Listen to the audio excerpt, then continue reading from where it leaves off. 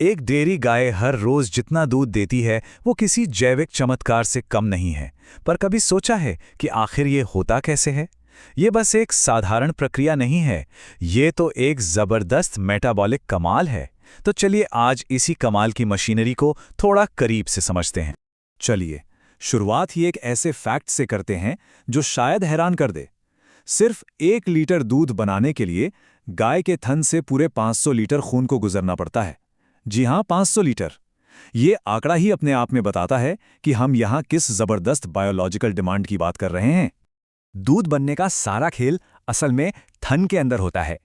इसकी सबसे छोटी लेकिन सबसे जरूरी यूनिट को कहते हैं एल्वियोलस। इसे बस एक नन्ही सी दूध बनाने वाली फैक्ट्री समझ लीजिए। यहीं पर दूध बनता है और फिर पतली पतली नलियों यानी डक्ट सिस्टम से होकर आगे बढ़ता है। अच्छा, दूध बनाने से भी पहले सवाल ये है कि ये फैक्ट्री बनती कैसे है, और यहीं से हमारी कहानी का पहला हिस्सा शुरू होता है, स्तन ग्रंथि का विकास। विज्ञान की भाषा में इसे मैमोजेनेसिस कहा जाता है। तो ये मैमोजेनेसिस आखिर है क्या? ये स्तन ग्रंथि के बनने और बढ़ने की प्रक्रिया है। और कमाल की बात यह है कि ये ग्रंथि शरीर के उन गिने चुने हिस्सों में से है जो बार बार बढ़ने, काम करने और फिर वापस सिकुड़ने का ये पूरा साइकिल दोहरा सकती है। ये एक बहुत ही अनोखी क्षमता है। ये विकास कई चरणों में होता है। इसकी नींव तो भ्रूण अवस्था में ही रख दी जाती है। फिर यौवन से पहले ये ग्रंथि शरीर के बाकी हिस्सों से भी ज्यादा तेजी से बढ़ती है।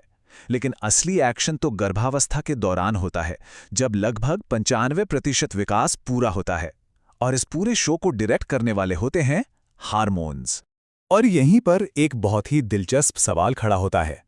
अगर दूध बनाने वाली फैक्ट्री गर्भावस्था में ही पूरी तरह से तैयार हो जाती है, तो फिर वो उत्पादन शुरू क्यों नहीं करती? इसका जवाब एक जबरदस्त हार्मोनल ब्रेक में छिपा है। सवाल बिल्कुल साफ है ना? फैक्ट्री पूरी तरह तैयार है, काम करने के लिए मशीनरी भी है, फिर भी प्रोडक्शन लाइन बंद क्यों पड़ी है? आखिर किस चीज ने ब्रेक लगा रखा है? और इस ब्रेक का नाम है प्रोजेस्टेरोन ब्लॉक। प्रोजेस्टेरोन वो हार्मोन है जो गर्भावस्था को बनाए रखने के लिए बहुत जरूरी है, लेकिन साथ ही ये एक सख्त गेटकीपर की तरह भी काम करता है, जो दूध के उत्पादन को समय से पहले शुरू होने से रोके रखता है। तो ये ब्लॉक काम कैसे करता है? देखिए, एक हार्मोन है प्रोलैक्टिन, जो दूध बनाने का सिग्नल देता है।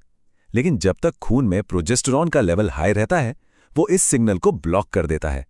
खासतौर पर यह अल्फा लैक्टोल्ब्यूमिन नाम के एक बहुत ही जरूरी प्रोटीन को बनने ही नहीं देता।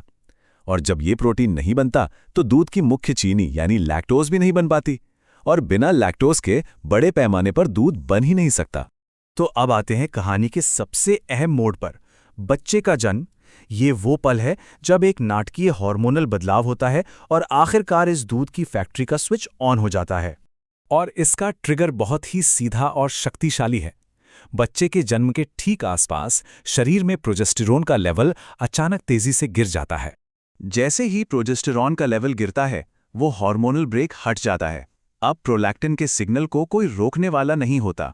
बस फिर क्या, अल्फा लैक्टोल्ब्यूमिन तेजी से बनने लगता है और उससे लैक्टोज का उत्पादन फुल स्पीड से शुरू हो जाता है। ये पूरी प्रक्रिया एक चेन रिएक्शन की तरह है, जहां एक घटना दूसरी को चालू कर देती है। और यहीं पर लैक्टोज अपना असली जादू दिखाता है। ये सिर्फ दूध को मीठा नहीं बनाता, बल्कि एक पावरफुल चुंबक की तरह काम करता है, जो ग्रंथि में पानी खींचता है। दूध में जो इतना सारा वॉल्यूम होता है, वो इसी पानी की वजह से होता है। तो जितना ज्यादा लैक्टोज, उतना ज्यादा दूध। चलिए अब जरा जूम आउट करते हैं और पूरे 305 दिन के प्रोडक्शन साइकिल पर एक नजर डालते हैं, यानी शुरुआत की तेजी से लेकर धीरे धीरे होने वाली गिरावट तक। ये जो ग्राफ हम देख रहे हैं, ये एक सामान्य दुग्ध स्राव चक्र है। देखिए कैसे उत्पादन तेजी से बढ़कर 40 से 60 दिनों के बीच अपने पीक पर पहुंचता है और फिर धीरे धीरे कम होता जाता है। डेयरी किसानों के लिए ये कर्व बहुत मायने रखता है, क्योंकि इसी के आधार पर गाय की देखभाल और खानपान तय होता है। लेकिन प्रोडक्शन के शुरुआती दौर में गाय एक बहुत बड़ी चुनौती से गुजर रही होती है। वो इतना ज़्यादा दूध बना रही होती है कि उसे जितनी एनर्जी चाहिए उतना वो खा ही नहीं पाती। इसी स्थिति को कहते हैं नेगेटिव एनर्जी बैलेंस। आसान भाषा में समझे तो उसकी आमदनी से ज़्यादा खर्चा हो रहा होता है। तो फिर ये एनर्जी आती कहाँ से है? गाय अपने ही शरीर को इस्तेमाल करना शुरू कर देती है। वो अपनी चर्बी और मांसपेशियों को गलाकर एनर्जी बनाती है, जिससे अक्सर 50 किलो तक वजन कम हो जाता है। जरा सोचिए, उसका शरीर खून में मौजूद 85% तक ग्लूकोज सिर्फ और सिर्फ लैक्टोज बनाने में लगा देता है। ये एक ऐसी चरम मेटाबॉलिक अवस्था है जो उसे कीटोसिस जैसी बीमारियों के बहुत बड़े खतरे में भी डाल देती है। और आखिर में दूध तो बन गया, पर उसे बाहर कैसे निकाला जाए? इसके लिए भी एक खास मैकेनिज्म है, मिल्क लेट डाउन रिफ्लेक्स। जब थन को छुआ जाता है तो दिमाग ऑक्सीटोसिन नाम का हार्मोन छोड़ता है। ये हार्मोन उन छोटी छोटी मांसपेशियों को सिकोड़ता है जो दूध को बाहर की ओर धकेलती हैं। ये एक बहुत तेज और ऑटोमेटिक रिएक्शन है। इन सब बातों को जब हम एक साथ जोड़कर देखते हैं तो एक बात बिल्कुल साफ हो जाती है। आज की डेयरी गाय मेटाबॉलिक सहनशीलता की चरम सीमा पर जीने वाला एक जानवर है। तो ये पूरी कहानी हमें एक बड़े सवाल पर लाकर छोड़ती है। क्या ये जबरदस्त उत्पादन एक मेटाबॉलिक चमत्कार है, या ये एक ऐसे जानवर का उदाहरण है जिसे उसकी जैविक सीमाओं से भी आगे धकेल दिया गया है? शायद इसका जवाब इन दोनों के बीच में ही कहीं छिपा है।